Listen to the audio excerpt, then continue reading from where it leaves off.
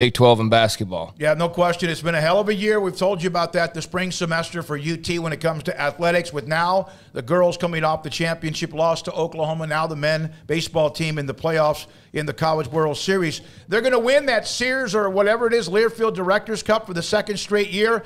But this is still, I was at the Texas Sports Hall of Fame committee meeting last, was it Tuesday? Cedric Golden and Kirk Bowles, both of them are both from the Austin American-Statesman, and they were talking about, this is before Texas was even able to punch their ticket to Omaha. I said, would they trade? And both of them didn't even let me finish my sentence or question. Yes. Would they trade all of the athletic success for a much more elite football team or a much better football team? Would you? Almost any fan base would.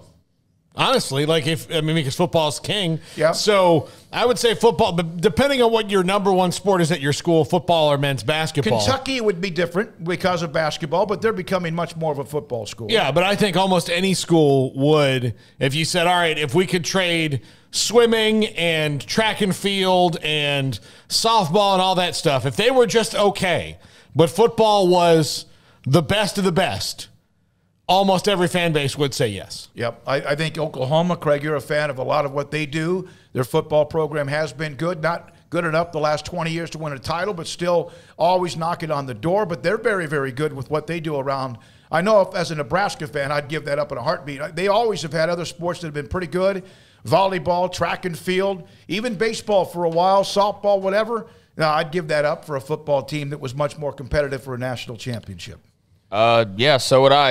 I know Oklahoma fans would as well. It's all well and good what baseball's doing, but I think anybody that says otherwise is lying to themselves unless they're just somebody who only likes baseball and doesn't really care about other sports. That would be a great thing for UT or OU or whoever to win a title, but I don't think there's even much of an argument, question, or what have you that they would trade that in a second for a football championship. It's what it's all about. Ultimately, basketball, is right there as a number two.